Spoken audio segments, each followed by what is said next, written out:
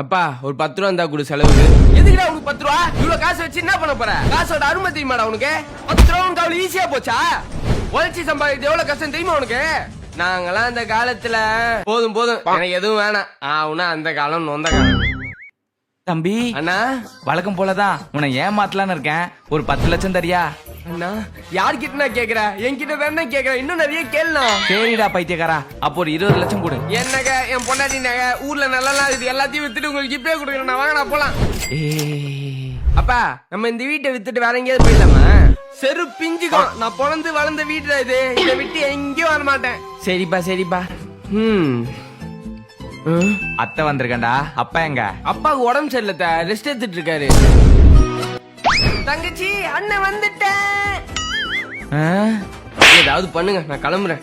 அண்ணே வா வா, எப்படி இருக்க? கடைசியா எப்பயோ ஏமாத்தினது. பையனுக்கு கல்யாணம் வச்சிருக்கேனே, அதான் நம்ம சொத்துல பங்கு கேட்கலான்னு வந்திருக்கேன். கொஞ்சம் கையெழுத்து போட்டு கொடுங்கண்ணே. அவ்வளவுதானே, குடு.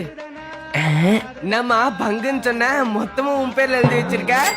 சரி பரவாயில்ல, இந்த அண்ணன் சைன் போட்டுறேன். இந்தாம்மா.